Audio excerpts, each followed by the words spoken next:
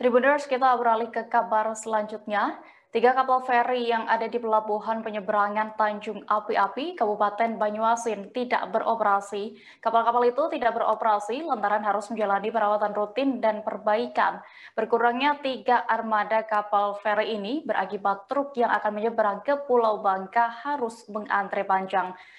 Ratusan truk harus mengantre untuk bisa menyeberang ke Pulau Bangka.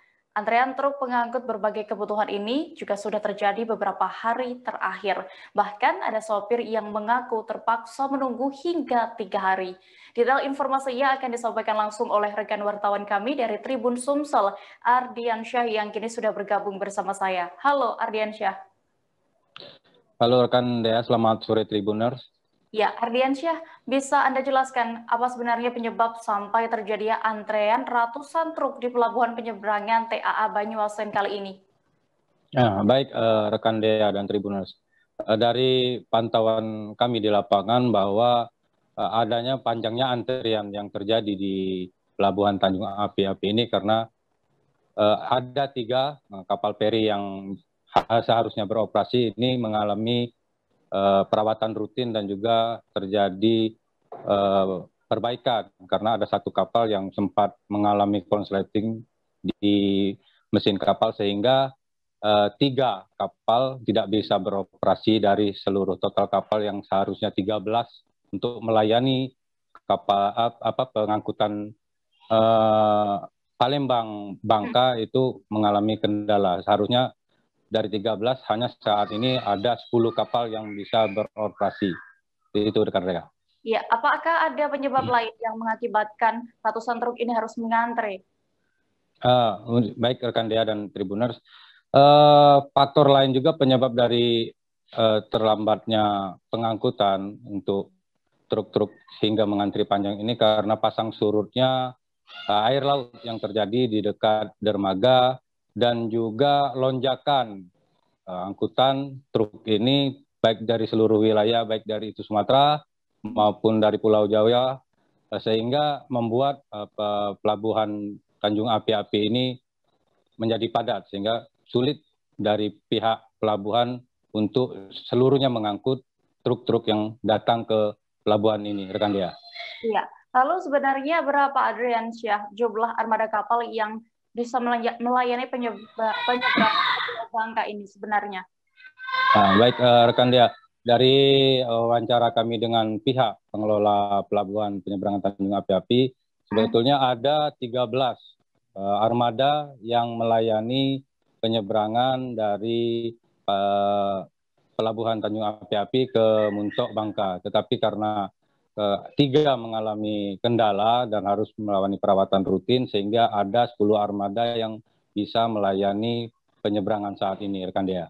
Iya. Lalu Andriansyah, apakah sudah ada solusi dari pihak pengelola pelabuhan untuk mengurangi antrean ratusan truk ini?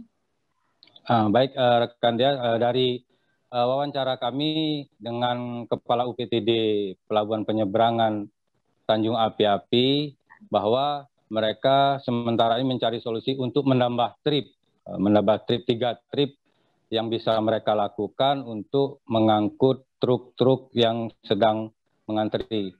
Terlebihnya untuk trip tambahan lain itu belum bisa diberlakukan karena memang kondisi pasang surut air yang mempengaruhi dari sekitar dermaga, rekan Dea. Ya, baik Andriansyah. Tribuners, tadi jurnalis kami juga sudah melakukan wawancara bersama Kepala UPTD Pelabuhan Tanjung Api-Api dan juga seorang sopir truk pengangkut sayur. Berikut hasil wawancara selengkapnya. Saya sudah koordinasi dengan Pak Fahmi kalau Balai. Yang sekarang regulernya 2 jam bisa kita majukan. Tetapi kondisi di pelabuhan ini juga beda dengan di Muntok ya. Ini ada pasang surut.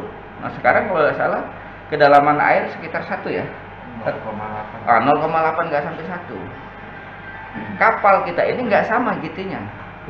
Seperti Kartika itu lebih besar 1.300, tapi ada yang lebih kecil kayak Mutis itu di bawah 1.000. Jadi kalau dia yang kecil dia bisa sandar di bawah 1 meter kedalaman. Kalau yang GT ini di atas 1.000 nggak bisa. Nah itu faktor keselamatan juga. Jadi tapi yakinlah ini sudah diputus tadi kan, ada sekitar 60. Kemarin kan sekitar 100-an tuh.